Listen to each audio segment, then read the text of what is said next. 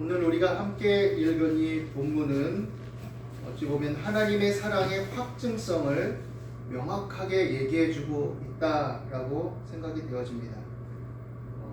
이와 같이 성령도 우리 연약함을 도우시나니 우리는 마땅히 기도할 바를 알지 못하나 오직 성령이 말할 수 없는 탄식으로 우리를 위하여 친히 간구하시느니라. 마음을 살피시는 이가 성령의 생각을 아시나니 이는 성령이 하나님의 뜻대로 성도를 위하여 간구하심이니라. 우리가 알거니와 하나님을 사랑하는 자 곧 그의 뜻대로 부르심을 입은 자들에게는 모든 것이 합력하여 선을 이루느니라. 하나님이 미리 아신 자들을 또한 그 아들의 형상을 본받게 하기 위하여 미리 정하셨으니 이는 그로 많은 형제 중에서 맏아들이 되게 하려 하심이니라. 또 미리 정하신 그들을 또한 부르시고 부르신 그들을 또한 의롭다 하시고 의롭다 하신 그들을 또한 영화롭게 하셨느니라. 그런즉 하면서 계속 전개되고 있죠.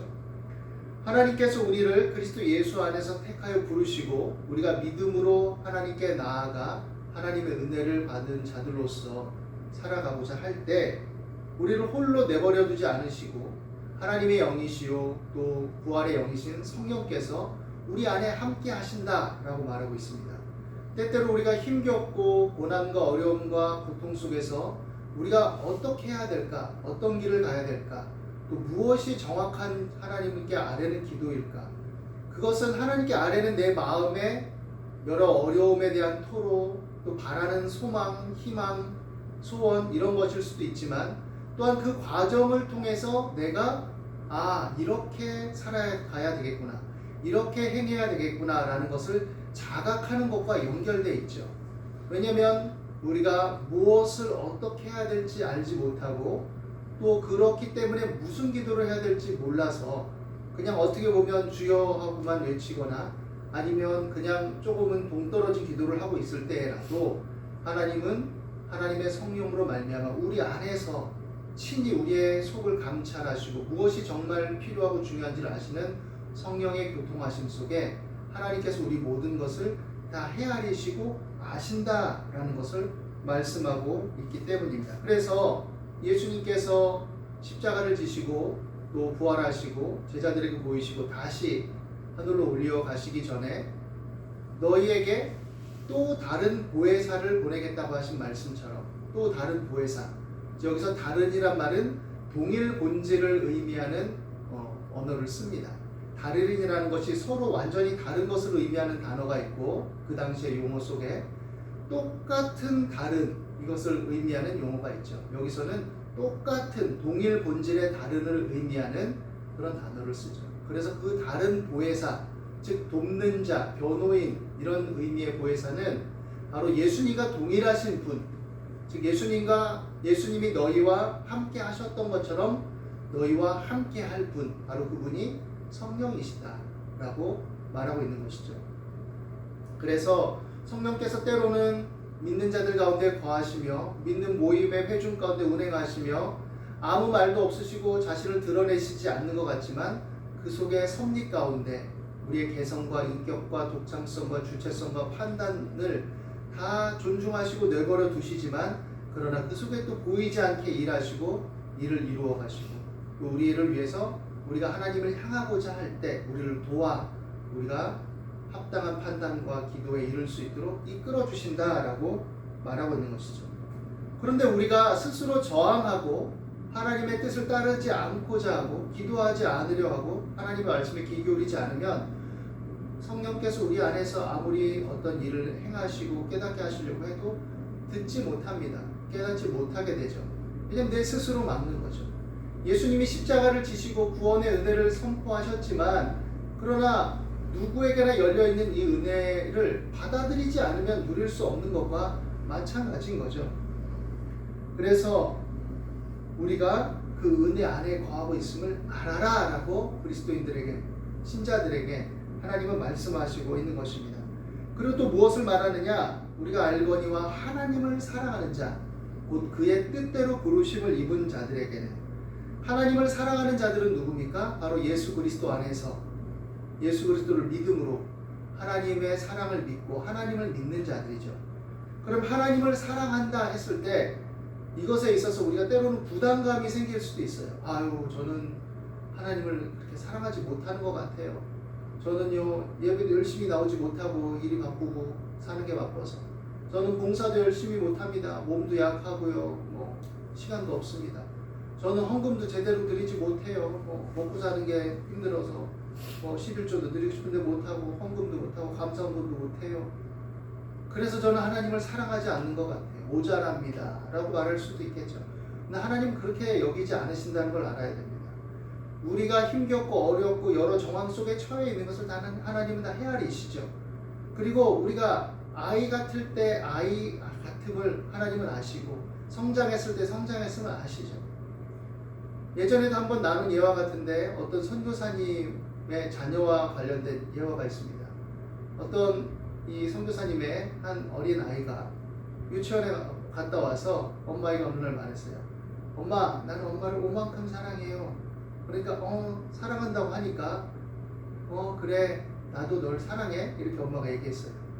근데 또 한 일주일 있다 갔다 오더니 엄마, 나는 엄마를 10만큼 사랑해요 그랬어요. 근데 아니 숫자도 많은데 뭐 5만큼 10만큼 좀 작긴 한데 이렇게 생각했어요. 그렇지만 그래, 나를 사랑한다고 애가 표현하니까 그래, 엄마도 널 사랑한단다 그랬어요. 그래, 한 달쯤 지났을까? 이 아이가 오더니 엄마, 나는 엄마를 100만큼 사랑해요 이랬어요. 그때 이 선교사님 깨달았죠. 5도 10도 100도 얘가 알고 있는 최고 큰 수구나. 얘는 나를 그만큼 사랑하는구나. 우리의 연약함과 한계를 하나님은 다 아십니다. 우리가 마음은 있지만 미치지 못하는 한계도 약함도 하나님 다 아세요. 그래서 우리가 다른 사람들의 시선으로 볼 때 쟤는 5만큼이야. 사람은 상대적으로 비교하니까 그렇게 여길지 몰라도 그 5가 그 사람에게는 그래도 그 속에서 최선이고 다른 사람보다는 더 나은 열정이라는 걸 하나님은 아실 수 있어요. 더 나은 진실이고 더 나은 진정성이다라고 여길 수 있는 거죠. 예수님이 연복의 앞에 앉으셨을 때 많은 사람들이 나와서 헌금을 했죠. 그때 부자들은 많은 돈을 헌금함에 넣고 으쓱하고 자랑스럽게 여겼습니다. 근데 어떤 한 가난한 과부가 와서 딸랑 2렙돈, 동전 2개를 떨어뜨렸어요. 예수님이 제자들을 둘러보시면서 이 여인이, 이 가난한 과부가 오늘 여기에 헌금한 사람보다 더 많이, 가장 많이 넣었다라고 하셨어요. 이 얘기의 의미는 뭐냐? 그것을 통해서 예수님이 말씀하시고 있는 배경은 뭐냐? 전체 맥락을 통해서 봐야 되는데 사실은 최선을 다해 드려라 이런 의미도 아니에요. 따지고 보면 그 여인의 진심, 진정성, 그 약함 속에서도 그래도 하나님을 향하는 마음을 인정하셨지만 1차적으로, 그러나 그 이면에 깔린 정서는 그렇게 부자들이 많이 있는데 이 가난한 과부 하나를 돌보지 않는 그 현실, 그리고 그 제사장 계급들이 그런 거와는 상관없이 연복에 많은 헌금이 쌓여가는 것, 그리고 값진 재물, 여러 또 흠없는 재물을 드리고자 하는 빌미 삼아서 자신들이 직영 목장에서 기르는 양들을 먼 여행자들, 디아스포라 유대인들이 와서 사서 그것을 하나님 앞에 제물로 드리는 방식으로 만들어서 뒤에서 이윤을 착취하면서도 그럼에도 이런 여인을 돌보지 않는 그 현실, 율법의 정신이 사라져버린 형식과 껍데기만 남은 그 현실을 얘기하신 그 과정 속에 나온 말이죠. 여하간 하나님은 사람을 외모로, 겉으로만 보지 않으시고 그 마음을 살피시고 그 현실과 상황을 이해하시고 받아들이신다는 것을 또 나타내주는 말씀이기도 합니다.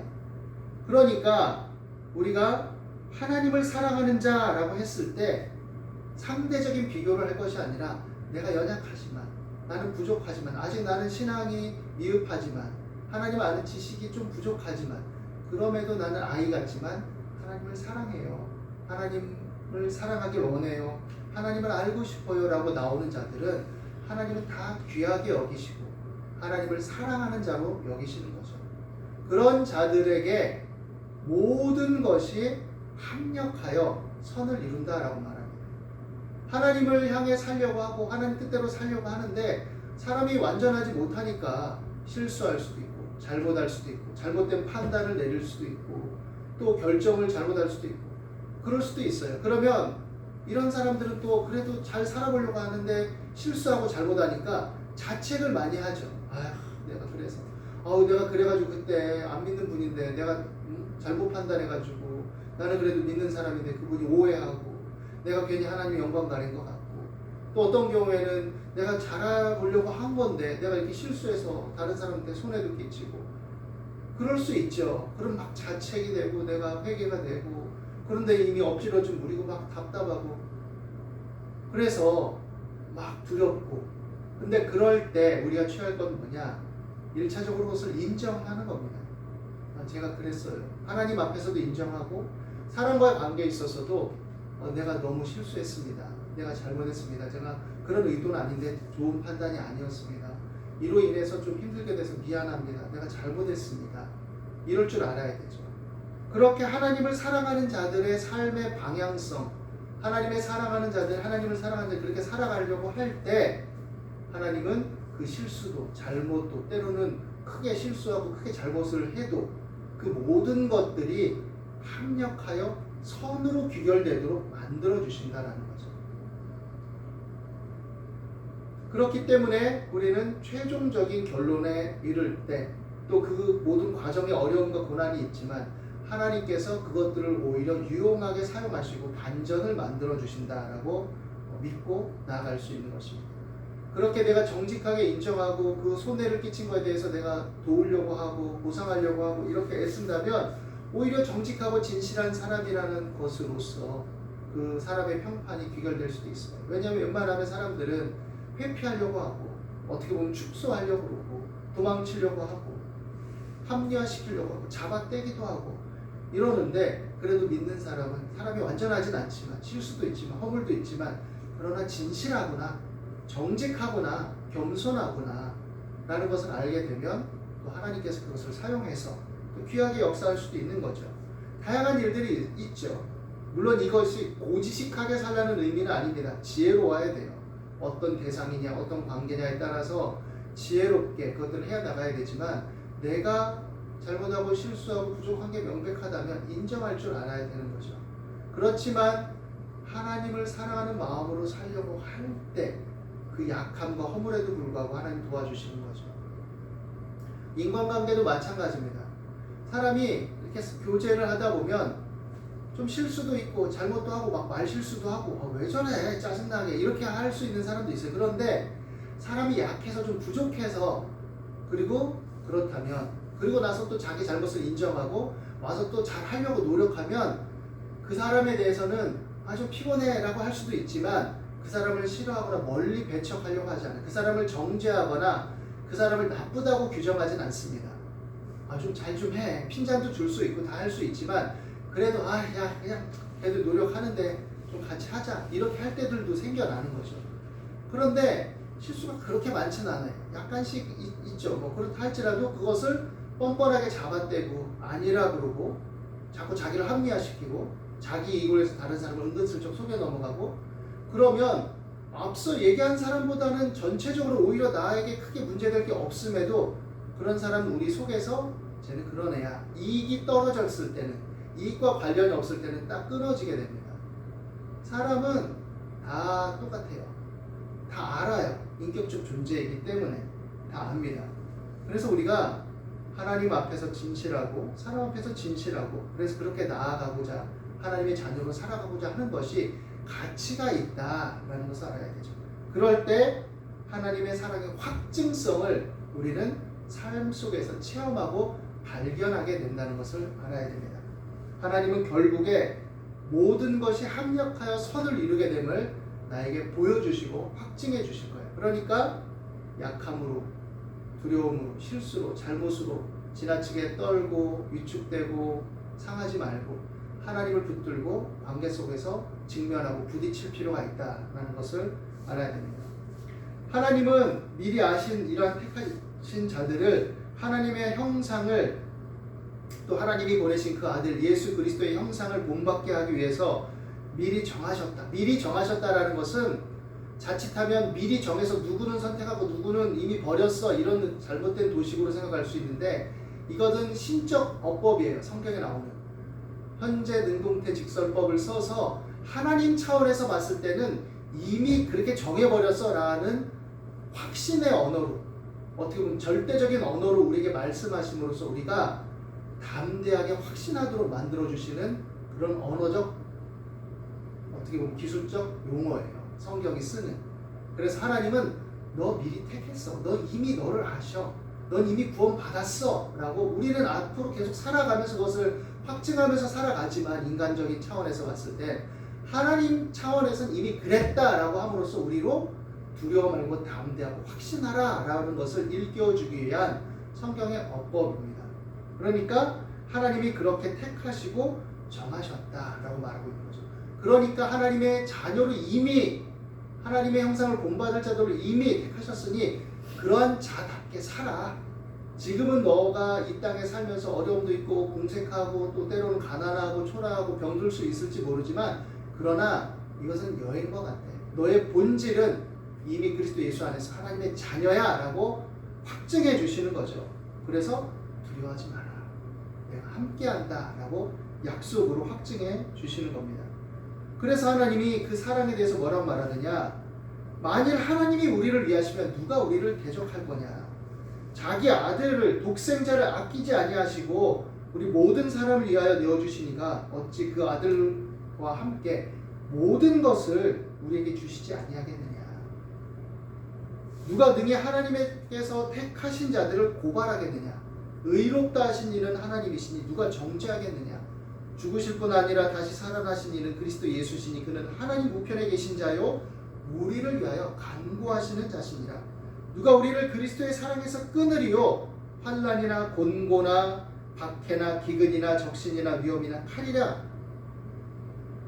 그렇지만 이 모든 일에 우리를 사랑하시는 이로 말미암아 우리가 넉넉히 이긴다. 우리를 우리 주 그리스도 예수 안에 있는 하나님의 사랑에서 끊을 수 없다라고 단언하고 있는 거죠. 하나님의 사랑의 확증성을 통해서 성령께서 우리와 함께 하시고 그 함께 하시는 성령께서 우리를 도우시고 함께 하시며 어떤 우리의 부활의 영이신 성령께서 우리를 지키시고 동행하신다는 것이고 그리고 그러한 믿음으로 살아갈 때 우리 인간적으로 봤을 때 나는 연약하고 부족하고 이 삶은 부조리하고 모순 속에 있고 내가 접한 환경과 여러 주변에 형성된 것들이 좀 힘겹고 어려울 수도 있을지 모르지만 그러나 그 속에서 나의 최선으로 하나님을 향하여 하나님의 사랑 안에 거하고 살아가고자 할 때 모든 것이 합력하여 선을 이루고 최종 승리를 맛보게 하신다라는 것이죠. 그래서 그 끊을 수 없는 사랑 안에서 하나님의 함께 하심과 붙드심을 믿고 담대하게 살아라. 도전해라. 이겨라. 승리해라. 걱정하지 말아라. 두드리고 찾고 연결하고 살아가고 성취하고 마음껏 해보라는 거죠. 물론 인간적으로 보면 자원이 없어요. 이게 없어요. 저게 없어요. 아직 경험해보지 않았어요. 나는 이런저런 것들이 한계가 있어요. 이렇게 생각할 수 있죠. 그러나 하나님은 하나님 안에서 하나님의 자녀답게 살기 위한 그런 과정의 일환으로서 또 하나님 주신 생명의 충만함을 누리며 내가 이 땅을 살아갈 때 의미 있게 살아가기 위해서 또 내게 주신 어떤 달란트와 재능을 잘 활용하기 위해서 내가 그것을 추구하고 또 때로는 현실적인 논리에 현실을 직시해서 명확한 판단 속에 어떤 부분들을 타개하고 성취할 필요가 있어서 이 부분이 채워져야 하기 때문에 하나님 내가 이것을 해야 합니다. 도와주세요 하고 나간다면 하나님은 해봐라. 앞으로 어떻게 될지 모른다 라고 말하고 있는 거죠. 얼마 전에 어떤 영상을 보니까 많은 어떤 우리가 알려진 유명인들이 이런 얘기를 하더라고요. 그냥 도전해야 돼. 생각 많이 해봤자 소용없어. 그냥 하는 거야. 이렇게 말하는 예들을 많이 봤어요. 그리고 그럴 때 길이 열리고 만나게 되고 성취하게 되더라. 물론 건성건성 대충대충 하라는 얘기는 아니죠. 열심히 도전해보라는 얘기겠죠. 우리가 잘 알고 있는 피겨 여왕 김연아가 한 인터뷰 옛날에 아직도 가끔씩 돌아다니는 게 있더라고요. 연습을 죽도록 하는데 연습할 때 무슨 생각하냐 기자가 물어보니까 생각은 무슨 생각을 해요? 그냥 하는 거죠. 자기도 나중에 와서 자기 속마음을 얘기할 때 자기도 힘들고 귀찮고 짜증나고 하기 싫고 그렇지만 그냥 하는 거다. 그냥 할 때 몸이 따라가고 거기에 반성이 생기고 훈숙되어지고 익숙해지고 습관화되는 거죠. 그렇게 계속 하는 거죠. 그것이 단련하고 그것이 몸에 붙게 만들고 그것이 체질화되고 그것이 어떻게 보면 졸리고 피곤하고 어려워도 하게 만드는 익숙함으로 발전하게 되는 거죠. 하나님의 사랑의 확증성 안에서 삶을 더욱더 폭넓게 생각하고 편견과 선입견의 어떤 단점에 약점에 한계에 가두지 말고 하나님의 사랑 안에서 좀 더 힘있게 자유로움을 가지고 도전하고 또 주어진 것들을 성취하고 현실을 직시하면서 무엇을 또한 내가 타개하고 극복해야 될 것인지를 생각하면서 전진해 나갈 수 있게 되기를 바랍니다. 그리고 그 근본은 우리가 하나님의 자녀이므로 하나님의 자녀로서 살아가기 위함이라는 것들을 염두에 두고 하나님의 도움을 구하고 기도하고 구하고 찾고 두드릴 때 하나님께서 합력하여 선을 이루게 될 줄 믿습니다. 기도하겠습니다. 아무것도 염려하지 말고 오직 모든 일에 기도와 간구로 너희 구할 것을 감사함으로 하나님께 아뢰라. 그리하면 모든 지각에 뛰어난 하나님의 평강이 그리스도 예수 안에서 너희 마음과 생각을 지키리라 하신 말씀을 믿습니다. 두려워 말며 놀라지 말며 담대한 믿음을 가지고 하나님을 향하고 기도하며 또 힘있게 살아가게 도와주옵소서. 우리는 부족하고 연약하고 죄와 허물이 많은 인생이나 하나님의 사랑의 확증성 안에 있음을 알고 하나님을 향하게 하시고 우리 마음을 하나님으로 향하게 하옵소서. 이 시간도 함께 하심을 감사하며 예수님의 이름으로 기도드립니다.